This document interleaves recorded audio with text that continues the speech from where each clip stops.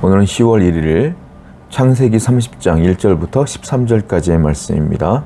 1절 한번 읽어봅니다.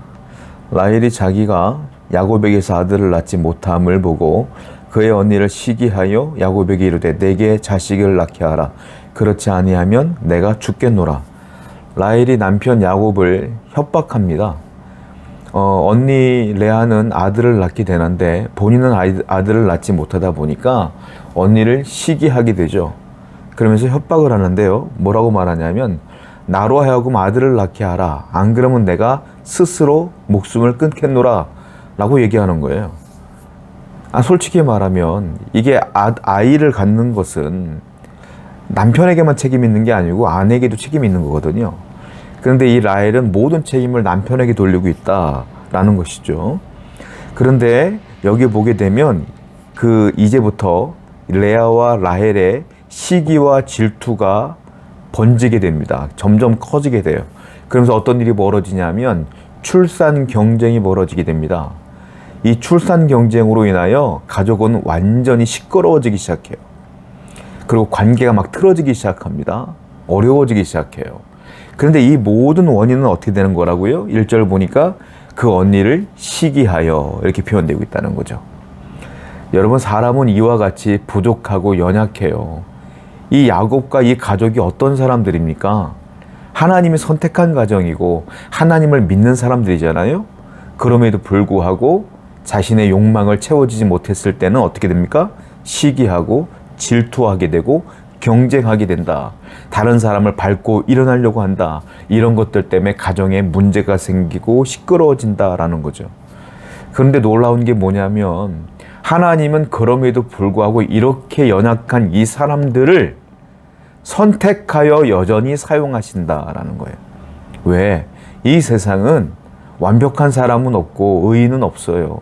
그러니까 하나님은 이렇게 부족한 사람이라 할지라도 하나님의 긍휼하심으로 그들을 사랑하시며 그들을 통하여 당신의 뜻과 계획을 이루시더라라는 거죠. 저와 여러분들도 하나님께 쓰임받을 자격이 안 됩니다.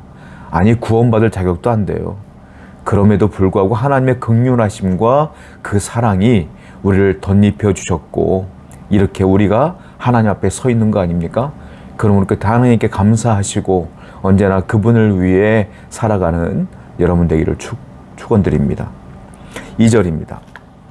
야곱이 라헬에게 성을 내어 이르되 그대를 임신하지 못하게 하시는 이는 하나님이시니 내가 하나님을 대신하겠느냐. 야곱이 듣다 못해 화를 냅니다. 아니, 내가 무슨 책임이 있냐. 당신이 아이를 못 낳는 것은 하나님이 허락하지 않는 것이다. 보아라, 레아는 아들을 낳지 않느냐. 그럼 나에겐 문제가 없는 것인데, 그렇다면 하나님께서 주시지 않는 것인데 왜 나한테 화를 내고 그러냐 라고 화를 내고 있고 성을 내고 있는 것이죠. 그런데요, 야곱이 만약에 이 고백처럼 하나님이 주시지 않는데 어떻게 하라는 거야 라는 믿음의 고백이 있었더라면 레아와 라헬에게 휘둘리지 않았을 겁니다. 그런데 우리가 알다시피 야곱은 이 출산 경쟁에 휩싸이게 됩니다. 그건 무슨 말이겠어요? 말로는 이렇게 하지만 진짜 믿지는 못했기 때문에 아니겠느냐라는 것이죠. 만약에 진짜 하나님이 주시는 거라고 믿었더라면 야곱은 중재했을 것이고 그 두 사람을 앉혀놓고 어떻게든 하나님을 믿어보자라고 했을 것인데 거기에 대한 얘기는 전혀 없고 화내는 얘기만 있더라. 나중에는 야곱은 하나님을 의지하기보다는 그 레아의 종과 라헬의 여종과도 함께 동침하며 아이를 낳는 걸 보면 그의 믿음은 진짜가 아니었을 것이다 라고 우리가 생각해 볼 수가 있다는 거예요. 여러분, 그렇습니다. 우리는 분명히 알아야 돼요. 내 인생의 모든 것들을 주관하시는 분은 하나님이십니다. 입술로만 고백하지 말자라는 거예요. 야곱처럼 입술로만 고백하지 말고 진짜 믿자 이거예요. 진짜 하나님이 여러분들의 인생을 보호하시며 인도하시는 걸 진짜로 믿으세요. 그래서 아무리 어렵고 힘겨운 일이 벌어진다 할지라도 믿음으로 입을 꽉 다물고 견디는 여러분 되기를 축원드립니다. 반드시 하나님은 승리케 하실 줄로 믿습니다. 3절부터 8절입니다. 라헬이 이르되 내 여종 빌하에게로 들어가라. 그가 아들을 낳아서 내 무릎에 두리니 그러면 나도 그로 말미암아 자식을 얻겠노라. 그의 시녀 빌하를 남편에게 아내로 주매 야곱이 그에게로 들어갔더니 빌하가 임신하여 야곱에게 아들을 낳은지라. 라헬이 이르되 하나님이 내 억울함을 푸시려고 내 호소를 들으사 내게 아들을 주셨다고 이로 말미암아 그의 이름을 단이라 하였으며 라헬의 시녀 빌하가 다시 임신하여 둘째 아들을 야곱에게 낳음에 라헬이 이르되 내가 언니와 크게 경쟁하여 이겼다 하고 그의 이름을 납달리라 하였더라. 라헬이 안 되겠다 싶었는지 자신의 몸종이었던 빌하를 남편에게 줍니다. 그리고 이 빌하와 동침하시오라고 아이를 낳으라고 하는 거예요. 그리고 그 아이는 몸종의 아이는 그 주인의 아들이 되는 거예요. 그 당시 관습으로 보면. 그러니까 빌하가 아이를 낳지만 결국 이 아이는 라헬의 아들이라 라고 라헬은 생각하는 것이죠. 빌하가 2명의 아들을 낳습니다. 첫 번째 단, 그리고 납달리 이렇게 나왔어요. 이 모든 일의 원인은 어떻게 됐는가? 이 라헬의 시기와 질투로 인하여 시작되는 거예요. 그런데 빌하를 줘서 빌하가 아들을 낳으니 레아의 입장에서는 이것을 가만히 두겠어요? 자신도 몸종이 있는데 나중에 뒤에 보면은 자신의 몸종 또 실바를 야곱에게 줍니다. 그리고 아들을 낳게 되죠. 출산 경쟁이 시작되는 거예요. 이 모든 것들이 시기와 질투로 인한 것이고 이 집안은 이제부터 평안했던 이 집안은 요란해지기 시작한다. 그리고 악이 생기기 시작한다. 여러분, 이 시기와 질투가 별거 아닌 것 같아도요, 이 시기와 질투와 이 경쟁심 때문에 시끄러워지기 시작하고요, 그리고 그것이 나중에는 죄가 되는 거예요. 그러므로 내 안에 시기와 질투가 들어온다면 과감히 하나님께 기도함으로 끊어내셔야 된다. 그것이 모든 죄의 시작이기 때문에 그래요. 여러분, 그러므로 항상 우리는 내 자신을 감찰할 수 있어야 되고요, 내가 온전히 하나님께 나아가고 있는가를 늘 점검해 보셔야 된다. 오늘도 하나님께 기도하심으로 하나님께 나아가는 여러분 되기를 축원드립니다. 9절부터 11절. 레아가 자기의 출산이 멈춤을 보고 그의 시녀 실바를 데려다가 야곱에게 주어 아내로 삼게 하였더니 레아의 시녀 실바가 야곱에게서 아들을 낳음에 레아가 이르되 복되도다 하고 그의 이름을 가시라 하였으며, 마찬가지로 레아도 이제 시기와 질투가 생기면서 자신의 몸종이었던 실바를 남편에게 줍니다. 그리고 실바가 임신하여 아들을 낳는데 그 아들의 이름이 가시라 이렇게 됐어요. 자, 맨 처음에 시기는 누가 했습니까? 레아가 했어요. 라헬이 했어요.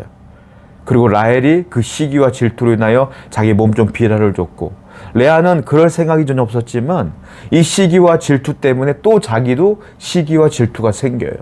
그리고 자기의 몸종에 있던 실바를 주고요. 아니, 이것은 하나님의 뜻이 아니에요. 사실은 하나님이 아내로 삼게 하신 것은 레아와 라헬뿐이 없어요. 실바와 그리고 빌하는 이 시기와 질투로 인하여 남편에게 준 아내가 되는 것이죠.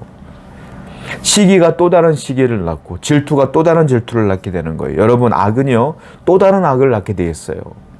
죄는요 또 다른 죄를 낳게 돼 있어요. 항상 그래요. 그러므로 항상 우리가 무엇을 보느냐가 중요한데, 내가 하나님을 보는 것이 아니라 하나님의 계획을 바라보는 것이 아니라 나보다 조금 나은 사람들을 바라보게 되면 시기가 생기고 질투가 생기고 그것이 나중에 또 다른 시기가 생기고 질투가 생기며 내가 죄를 짓게 된다는 것입니다. 그러므로 여러분들은 항상 나보다 좋은, 나보다 높은 사람을 보는 것이 아니라 나를 지키고 있고 보호하시는, 나에게 말씀하시는 하나님을 바라보는 여러분 되기를 축원드립니다. 그래야 겸손케 살아갈 수가 있는 거예요. 자, 12절입니다.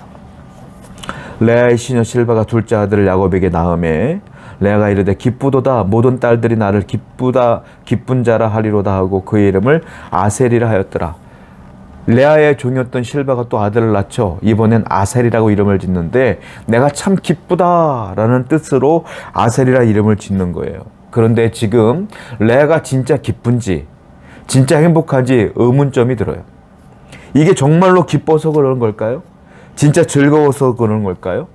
이 레아는 자신의 기쁨의 근원을 내가 아들을 라헬보다 더 많이 낳았어, 이것으로 위로를 참고 있는 거예요 지금.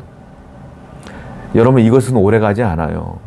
사람의 진정한 기쁨의 근원은 내 인생에 되어지는 것이 아니라 하나님께 두어야 돼요.